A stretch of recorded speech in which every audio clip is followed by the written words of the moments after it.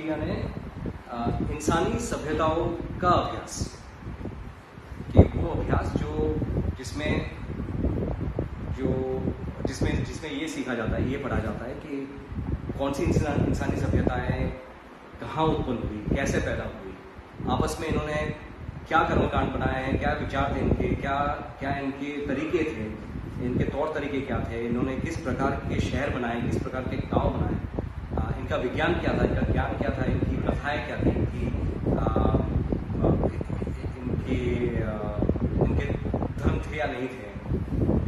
तो ये जो सारा अभ्यास है उसे एंथ्रोपोलॉजी है। तो मार्गरेट मीड करके एक एंथ्रोपोलॉजिस्ट को एक स्टूडेंट ने एक दिन पूछा कि मैडम ये जो आप जब ये सभ्यताएं देखती है, उनके जो अवशेष हैं, उनका जब अभ्यास करती है, तो आप किन संकेतों को देख के ये आपको लगता है कि हाँ ये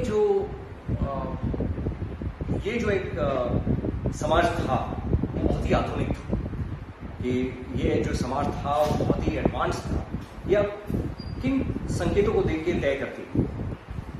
तो स्टूडेंट को लग रहा था कि शायद मार्गरेट मीड कहेंगी कि कुछ विज्ञान के अवशेष मिल जाते हैं, कुछ एक्सपेरिमेंट्स की कुछ प्रयोग के अवशेष मिलते हैं, या क्ले पॉट्स मिलते हैं, या कुछ शब्द मिलते हैं लिखे हुए हैं कि पहले अक्षरों के साथ कुछ प्रयोग हुए हैं, उसके कुछ अवशेष मिलते हैं। ऐसा सोचा होगा स्टूडेंट ने।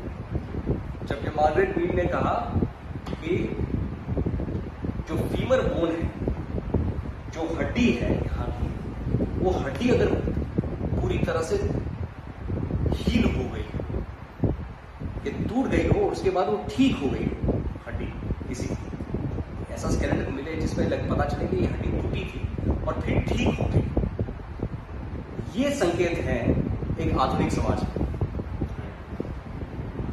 एक आधुनिक समाज है, और उसमें भी इंसानों में ही एक आधुनिक समाज ऐसा हो सकता है जहां पे एक आधुनिक सभ्यता ऐसी हो सकती है जहां पे फीमर बोन हील हो सकता है। ना मैमल्स में, ना किसी जानवर में ये मुमकिन है। इंसानों में भी प्रिमिटिव सिविलाइजेशंस में, प्रिमिटिव सोसाइटीज में ये मुमकिन नहीं है। क्यों?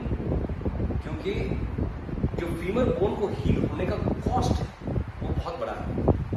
सिविलाइजेशन लगेगी उसकी। कॉस्ट क्या है उसकी? कॉस्ट ये है कि एक इंसान 1.5 साल तक कुछ काम नहीं करेगा, ना हट करेगा, ना गैदर करेगा, ना खाना ढूंढ पाएगा, ना खुराक हट कर पाएगा। हट कर पाएगा क्या करेगा? शिकार ना शिकार कर पाएगा, ना गैदर कर पाएगा, क्या कहेंगे? इकट्ठा कर पाएगा, ना खाना इकट्ठा कर पाएगा, ना शिकार कर पाएगा। एक इंसान 1.5 साल। उतना ही नहीं, वो फीमर बोन उसका टूटा हुआ है, इसलिए उसका ध्यान, उसका देखभाल करने के लिए और 2 लोग चाहिए। यानी सिविलाइजेशन को 3 लोगों की कमी पड़ेगी खाना इकट्ठा करने में और शिकार करने में, उनको खिलाने में, पिलाने में। तो सिविलाइजेशन इसलिए इतनी एडवांस होनी चाहिए कि ये सबसे पहली बात कर पाए, उनके पास खाना इकट्ठा करने की, खाना जमा करने की, शिकार करने की और खाना स्टोर करने की ऐसा विज्ञान ऑलरेडी उनके पास हो कि ये भारी ना पड़े उनपे।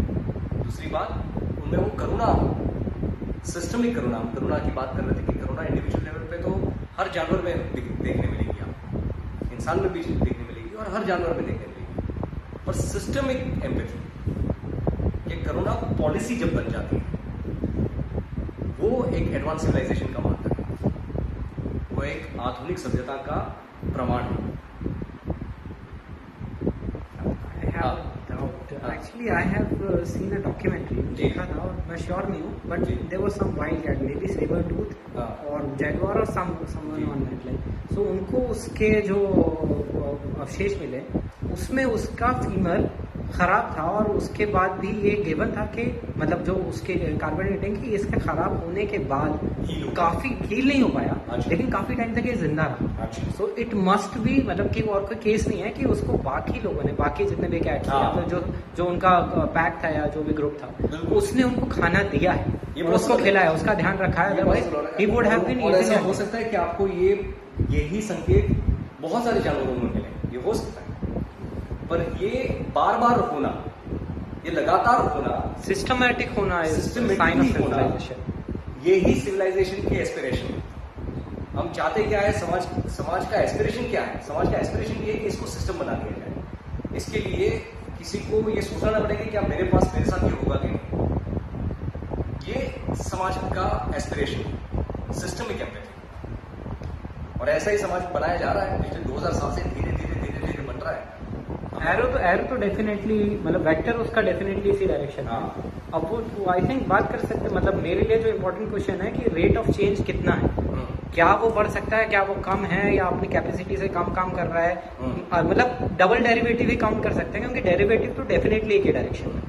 नहीं, बेहतर कोशिश ही ये है, कोर्स करेक्शन, जो आप सब प्रश्न पूछ रहे हो, कोर्स करेक्शन की बात है कि क्या हम हमारे कोर्स को करेक्ट कर सकते हैं, और क्या हम हमारे कोर्स को हम जो जिस दिशा में चल रहे हैं, क्या और तेजी से चल सकते हैं। जिस दिशा में हम चल रहे हैं, और वो दिशा अगर इक्वालिटी की है, वो दिशा अगर वो दिशा का परिणाम अगर ये है कि हर इंसान के पास जीने के वही साधन हो जो हर किसी के पास हो, कि इक्वालिटी की बात ये है कि जीवन के जो साधन है वो हर किसी के पास कम, और हर किसी के पास कम ज्यादा में बहुत ज्यादा अंतर ना हो, कि जिसके पास हो इतना ज्यादा हो और किसी के पास ना हो, ऐसा ना हो, कम ज्यादा का जो अंतर है वो कम हो जाए, कि सबके पास जीवन को अच्छी तरह से जीने के पूरे साधन, लंबी आयु के, चिरायु के,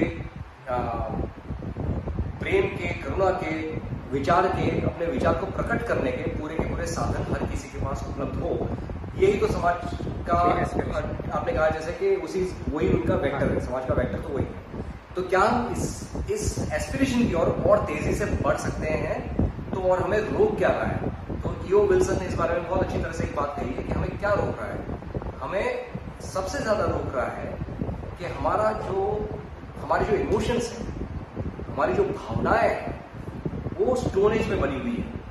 भावनाएं बनी हुई है आज से 2.5 लाख साल पहले, जब हम जंगल में रहते थे और हमारे पास कुछ नहीं था, नियोकॉर्टेक्स भी नहीं था, जब पूरा नियोकॉर्टेक्स भी नहीं था, शायद पूरा नियोकॉर्टेक्स भी नहीं था, बिल्कुल ना पूरा नियोकॉर्टेक्स था हमारे पास, ना हमारे पास साधन थे खुराक लाने के, ना हमारे पास साधन थे मीटिंग पार्टनर्स ढूंढने के, प्रेम के भी साधन नहीं थे हमारे पास, टिंडर भी नहीं था, टिंडर भी नहीं था।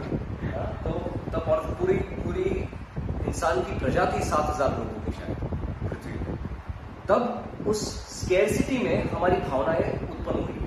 आज हम वही भावनाएं लेके चल रहे हैं।